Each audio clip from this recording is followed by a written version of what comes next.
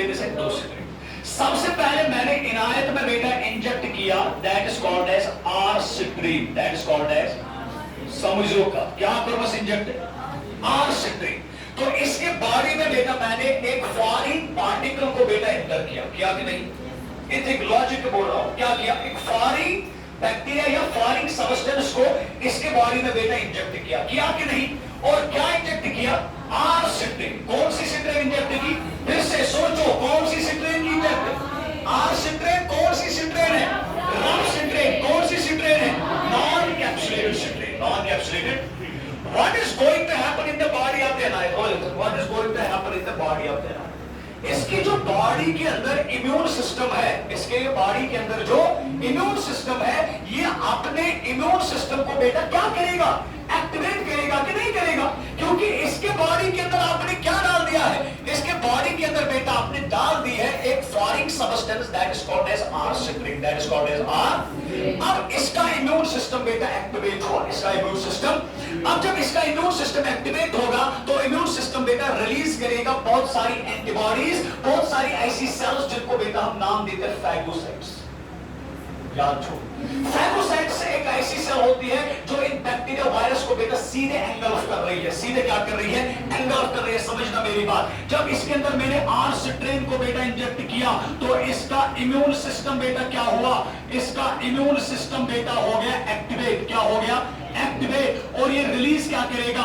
ये रिलीज करेगा फैगोसाइट्स। क्या रिलीज करेगा बेटा? समझना मेरी बात बेटा, आर सिट्रीन के पास कैप्सूल नहीं है, आर सिट्रीन के पास कैप्सूल, तो ये जो फैगोसाइट्स है ना बेटा, ये इजीली बेटा इस आर सिट्रीन को रिकॉग्नाइज कर रही है। क्या कर रही है बेटा? इजीली रिकॉग्नाइज कर रही है। क्यों रिकॉग्नाइज कर रही है समझना है, क्योंकि इसके पास कैप्सूल नहीं है। इसके पास कैप्सूल, जिसके पास कैप्सूल होता है ना, वो रेजिस्टेंट होता है towards the immune system of an organism, towards the immune system of an. तो आर सिट्रीन के पास कैप्सूल नहीं है, आर सिट्रीन के पास कैप्सूल। तो जब इनायत का इम्यून सिस्टम एक्टिवेट हुआ तो इसके फैगोसिटिक सेल्स जो है वो बॉडी पे फैल गई बेटा। जहां जहां पे उनको आर सिट्रीन नजर आ रही है वो उस आर सिट्रीन को बेटा एंगल्फ कर रही है, क्योंकि आर सिट्रीन में कैप्सूल नहीं है। Because of the absence of the capsule, because of the absence of the immune system can easily detect these are citrines and can destroy these are citrines and can destroy these।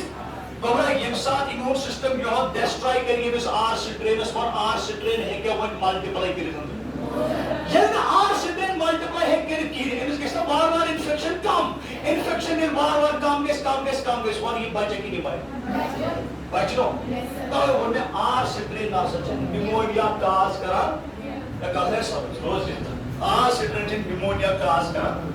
आई वो कल समझ लो वजह काम why R citrate is not causing pneumonia? आप क्या कहोगे? It has no capsule and the immune system can easily detect the non-capsulated citrates because ये immune system के खिलाफ बेटा रेजिस्टेंट नहीं होती है। ये डिस्कशन आप युवकाजी